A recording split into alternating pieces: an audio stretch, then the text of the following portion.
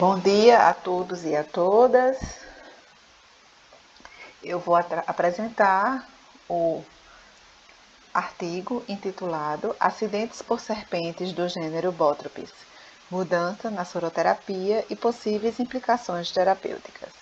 Esse trabalho foi fruto da dissertação de mestrado da aluna Elaine Cristina Araújo Medeiros de Souza Rodrigues, co-orientado por mim, professora Sayonara Maria Lia Fuch, e pela professora Tânia Maria Ribeiro Monteiro de Figueiredo. O professor Saulo Rios Maris fez parte da banca de apresentação pública e o professor Ricardo Alves de Olinda é o estatístico do nosso grupo de pesquisa Toxicovigilância e Assistência Toxicológica. Esse trabalho ele faz parte de um projeto maior do nosso grupo de pesquisa.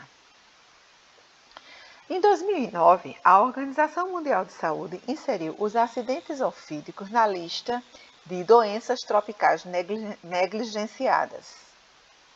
O Brasil possui uma biodiversidade de serpentes. Dentre as várias famílias das serpentes, o Brasil possui duas grandes famílias de importância médica, a importância Viperidae e a família Viperidae e a família Elapidae. Na família Viperidae, existem 3 gêneros de serpentes que são responsáveis pelos acidentes no Brasil, que podem, inclusive, levar ao óbito. O gênero Botrytis, o gênero Crotalus e o gênero Lachesis. No gênero Botrytis, a grande maioria dos acidentes ocorrem com esse gênero, né? Que popularmente ele é conhecido como acidente causado pela jararaca. Cerca de 75 a 95% dos acidentes no Brasil são causados pela jararaca, seguido pela cascavel, que é o nome, né? A cascavel é o nome popular do gênero Crotalus, e a Lachesis, que contém a serpente chamada de surucucu. Na família Elapidae, nós temos o gênero Micrurus, né? Que nós conhecemos popularmente como cobra coral. As serpentes do gênero Botrytis, ela possui uma composição no seu veneno de fosfolipases, metaloproteases, serinoproteases e aluronidases e desintegrinas. Essas proteínas com atividade enzimática, grande parte delas com atividade enzimáticas, elas causam um envenenamento um empeçoamento, né, através de uma ação proteolítica, coagulante e hemorrágica.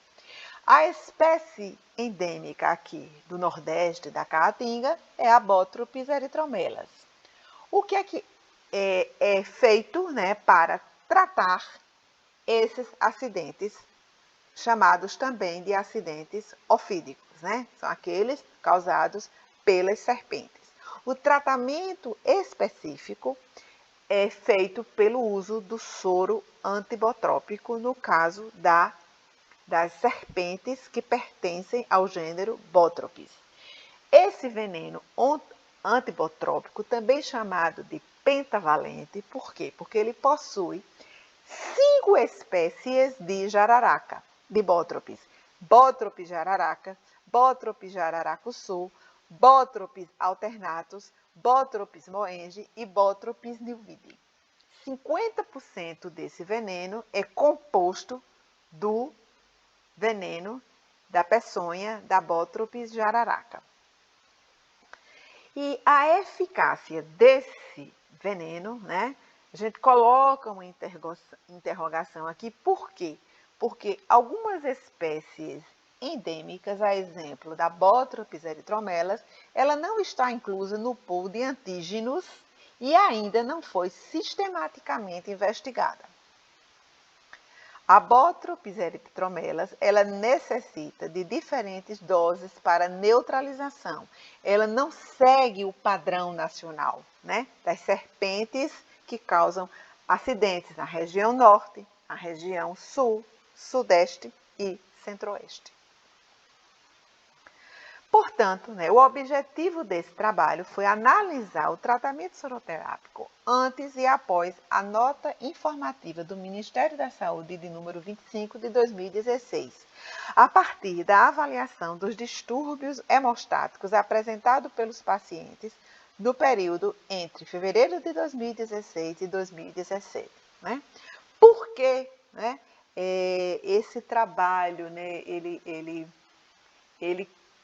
nasceu? Ele nasceu por conta de uma pergunta que nós fazíamos nos atendimentos aos pacientes que eram vítimas dos acidentes por esse gênero, pela Bótropis erythromelas.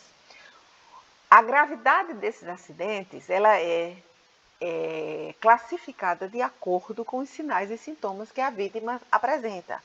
Esses acidentes são classificados em leves, moderados e graves. Isso depende dos sinais que a vítima apresenta. E nós observamos que aqueles pacientes que eram admitidos com um quadro leve, nós fazíamos o número de ampola que era preconizado pelo Ministério da Saúde. Só que esse paciente ele passava um tempo maior internado e tinham que ser administradas ampolas adicionais. E aí, nós começamos a observar e fazer também uma investigação científica na literatura, o que era que tinha. E tem muito pouco sobre isso. E aí surgiu essa pesquisa, Trata-se de um estudo epidemiológico retrospectivo e comparativo. Por quê? Porque foram criados 2 grupos atendidos, de pacientes que foram atendidos e notificados no Centro de Informação e Assistência Toxicológica, que é uma unidade do Departamento de Farmácia da Universidade Estadual da Paraíba, que funciona dentro do Hospital de Trauma de Campina Grande, que é um hospital de alta complexidade e de referência para todo o estado da Paraíba. E nós dividimos esses pacientes. O grupo 1 foram aqueles tratados de acordo com o manual do Ministério da Saúde. O grupo 2 foi aquele tratado após a nota normativa de número 25 do Ministério da Saúde. E por que houve uma redução no número de ampolas do tratamento antes da normativa e depois da normativa? Porque a Anvisa solicitou que as 4 plantas produtoras dos imunobiológicos no Brasil sofressem uma readequação, e elas estivessem com todas aquelas normas das boas práticas de fabricação que são estabelecidas na Anvisa para a produção desses imunobiológicos. O critério de exclusão desse trabalho